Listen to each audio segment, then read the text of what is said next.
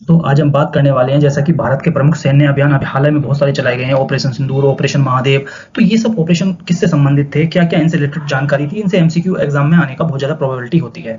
तो आज हम इसी बारे में बात करेंगे और जब इससे बारे में बात करेंगे तो हम आज़ादी से लेके आज तक के भी जितने अभियान चलाए गए हैं, उनके बारे में भी हम बात करने वाले हैं कि किस कौन-कौन तरह के अभियान चलाए गए हैं। बारे में बात कर लेते हैं कि मैं किस-किस तरीके से मैं ये पढ़ाऊँगा। जैसे कि आप सबसे पहले हम देखेंगे कि भारत के जो प्रमुख सैन्य अभियानों का परिचय दूँगा, ठीक है? जो सेना के द्वारा चलाए गए हैं। फिर उसके बाद हम ऐतिहासिक देखेंगे कि कौन-कौन से अभियान चलाए गए हैं और समकालीन जो ऑपरेशंस हुए हैं उनके बारे में बात करेंगे क्योंकि इनमें से बहुत सारे क्वेश्चन आते हैं, ठीक है? फिर हम बात करेंगे कि अभियानों को मैंने क्या किया, वर्गीकरण कर दिया है कि ऐतिहासिक अभियान, आपका युद्ध और संघर्ष अभियान और आतंकवाद विरोधी अभियान। इससे बहुत आसानी से आप याद कर सकते हो। तो अभियान में 1948 से लेकर 1988 तक जितने भी अभियान चलाए गए हैं उसमें जो बहुत सारे अभियान है वो सब बात करेंगे। पहले हम बात करते हैं ऑपरेशन पोलो के बारे में। जैसा कि आप सब जानते हैं कि आजादी के बाद सभी जो जितनी भी रियासतें थी उनसे बोला गया था कि आप या तो भारत में शामिल होंगी या फिर पाकिस्तान में शामिल होंगी या इंडिपेंडेंट रहेंगी। तो ये हैदराबाद राम का जो प्रोविंस था ये पाकिस्तान से मिलना चाहता था। तो ये चाहता था कि मैं भारत से ना मिलूं, लेकिन हमारी सेना को द्वारा क्या किया गया कि एक ऑपरेशन पोलो नाम का एक ऑपरेशन चलाया गया जिसके अंतर्गत इसे एक सैनिक के बल पर भारत में विलय किया गया था, ठीक है?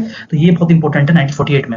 नेक्स्ट था ऑपरेशन विजय, 1961 में चलाया गया था। जैसे कि आप जानते हैं कि 1498 में पुर्तगाली वास्को डी गामा सबसे पहले भारत में आया था और वास्को डी गामा आने के बाद भी आजादी में, ठीक है, और अंग्रेज आए थे बाद में, ठीक है? तो 1600 मतलब के बाद में जो ईस्ट इंडिया कंपनी आई थी, लेकिन आपको जानकारी हैरानी होगी कि सबसे बाद में पुर्तगाली गए 1961 में जो ऑपरेशन विजय था। ये गोवा दमन द्वीप में ये ज्यादा स्थापित थे। तो जब हमने देखा कि भाई हमने सारी विदेशी ताकत बाहर निकाल दी है तो ऑपरेशन विजय चलाया सरकार ने कि ये बचे हुए हैं इन्हें भी अपनी तरफ कर लो। तो आपको जानकर बड़ी हैरानी होगी कि 498 साल, 450 साल से ज्यादा यहाँ पे इन्होंने राज किया था, ठीक है? तो नेक्स्ट हम करते हैं ऑपरेशन मेघदूत। जैसा कि आप जानते हैं कि ये सियाचिन ग्लेशियर है ना, बहुत स्ट्रेटेजिक लोकेशन है इसकी यहाँ पे, है ना, और ये बहुत ही ज्यादा इंपॉर्टेंट लोकेशन थी। तो भारत ने जो क्या किया था कि देखो कितना ठंडा प्रदेश होते हैं, तो ये ऑप्शन जो सियाचिन ग्लेशियर हमने इस पे कैप्चर किया था ऑपरेशन मेघदूत के तहत 1984 में। बहुत क्वेश्चन आता है ये वाला।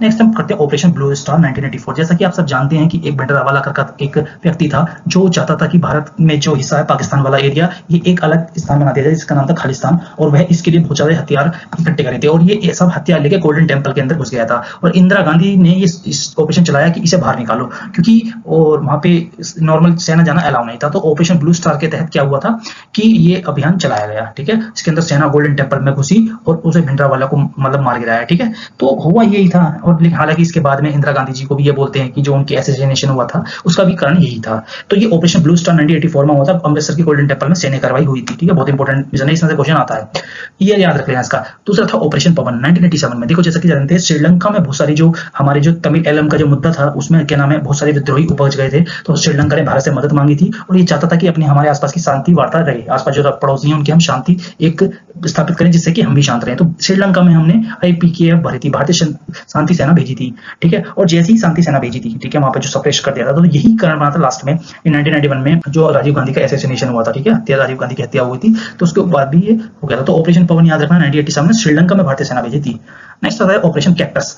वही समस्या थी कि मालदीव में क्या होता है, पॉलिटिकल अनस्टेबिलिटी थी और वहां पे राजनीतिक उथल-पुथल मचल रही थी, सरकार का तख्ता पलट होने वाला था। तो भारत से मदद मांगी उन्हें मालदीव ने। तो उसके दौरान ही भारत ने उन्हें अपनी सेना भेजकर वहां पे तख्ता पलट रोकने से बचाया। तो हस्तक्षेप कर दिया रणनीतिक तरीके से।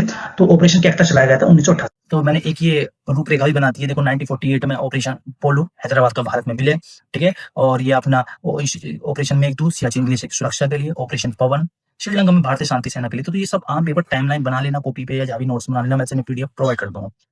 युद्ध और संघर्ष के बारे में, ठीक है? तो 1965 का युद्ध याद है आपको? हाँ, तो भारत ने ऑपरेशन बहुत सारे किए थे, हम इस तरह के ऑपरेशन बहुत सारे किए थे। तो सबसे पहले हम आते हैं ऑपरेशन रिडर। 1965 का युद्ध याद होगा आपको? पाकिस्तान ने ऑपरेशन गिब्राल्टर और ग्रैंड स्लैम के जरिए नियंत्रण रेखा पर उल्लंघन किया था भारत की, ठीक है? तो भारत ने इसका जवाब देने के लिए, है ना, ऑपरेशन रिडर से दिया था। ये ऑपरेशन रिडर जारी किया गया था और क्या आप सोच सकते हैं कि उस समय सैनिकों की हिम्मत और देशभक्ति कितनी जरूरी थी, ठीक है? तो बहुत ज्यादा इंपॉर्टेंट था ये। तो पाकिस्तान का जो ऑपरेशन गिल्डा, इसके जवाब में भारत ने कार्रवाई की थी। इसके बाद आया था operation Trident and Python.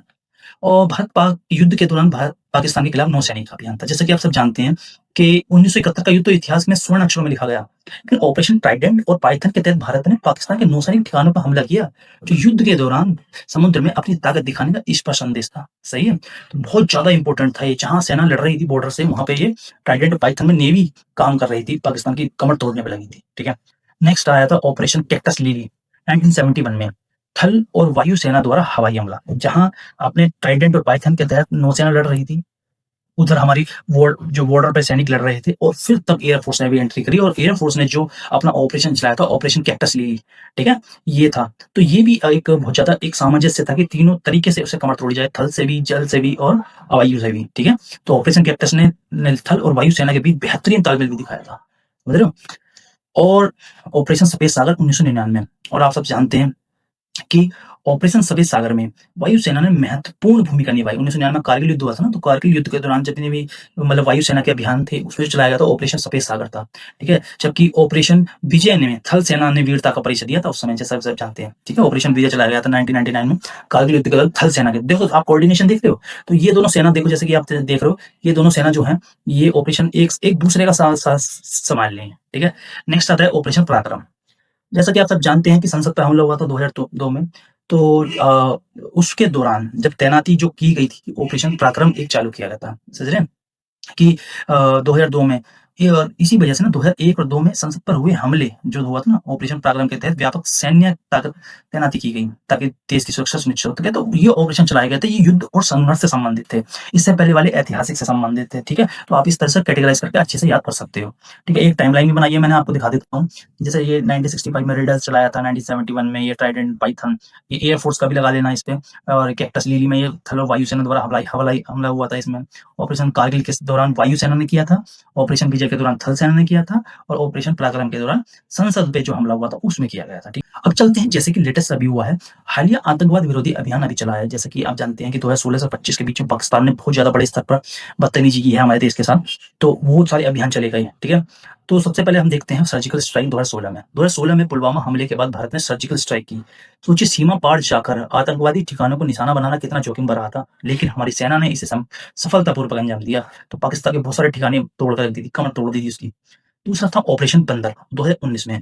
Pulwama हमले जहाँ पे हमारे पे हो गया था, तो 2019 में ऑपरेशन बंदर हुआ। इसमें बालाकोट में हवाई हमले किए गए।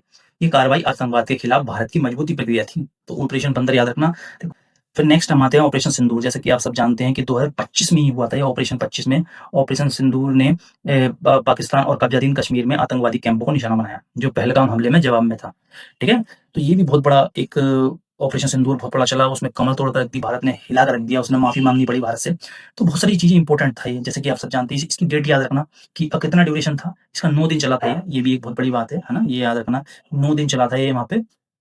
और ये इसका ये हुआ था 7 मई के आसपास हुआ था, ठीक है? ये डेट याद रखना, 7 मई के आसपास ये हो गया था, 7 मई 2025 को। तो ये बहुत इंपॉर्टेंट है। नेक्स्ट हम बात करते हैं ऑपरेशन अभ्यास। उसी समय देखो, जैसे कि ऑपरेशन जब सिंदूर चल रहा था, तो ये भी कहा था कि उच्च संकट वाले जिलों को और प्रमुख शहरों को नागरिक सुरक्षा का अभ्यास कराया जाएगा, जिससे कि मतलब खतरे के दौरान, युद्ध के दौरान लोग समझ सकें और ये देख सकें कि कैसे हमें युद्ध से बचना है, ठीक है? बहुत इंपॉर्टेंट था ये। नेक्स्ट हम बात करते हैं ऑपरेशन महादेव की। बिल्कुल ही करंट ऑपरेशन चलाया गया, बिल्कुल हाल ही में। तो 3 लश्कर-ए-तैयबा आतंकवादियों की मौत उतर थी, जिसमें क्या था ना, कि जैसा कि आप सब जानते हैं कि जो पहलगाम अटैक हुआ था, उसमें एक मास्टरमाइंड था, ठीक है? ये 3 लोग थे, ये जो 3 लोग छप रहे हैं ना, ये 3 लोग, ये 3 लोगों को जिन्होंने पहलगाम अटैक में थे, ऑपरेशन महादेव के तहत इन तीनों को मार दिया गया, ठीक है? तो यह अभियान से क्या हुआ कि हमारी सेना की ताकत दिखती है, ठीक है? बल्कि ये भी दर्शाते हैं कि देश की सुरक्षा में हर नागरिक की भूमिका कितनी अहम है।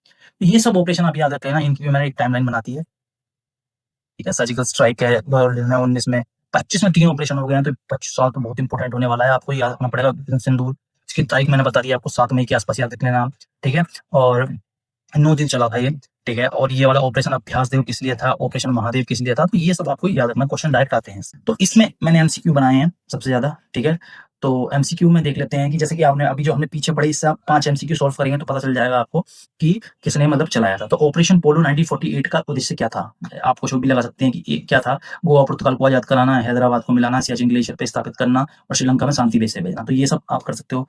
नेक्स्ट था हमारा ऑपरेशन विजय 1961, किस क्षेत्र को पुर्तगाली शासन से मुक्त कराने के लिए किया गया था, ठीक है? तो ये सब हम देख सकते हैं। और नेक्स्ट है ऑपरेशन मेघदूत 1984, किस क्षेत्र में किया गया था? ये भी आप सब देख सकते हैं।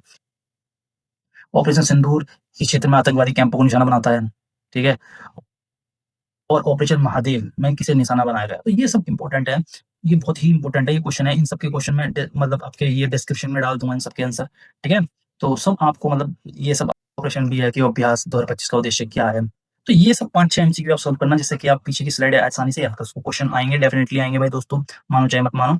और चलिए, तो इसके जय हिंद, जय भारत दोस्तों।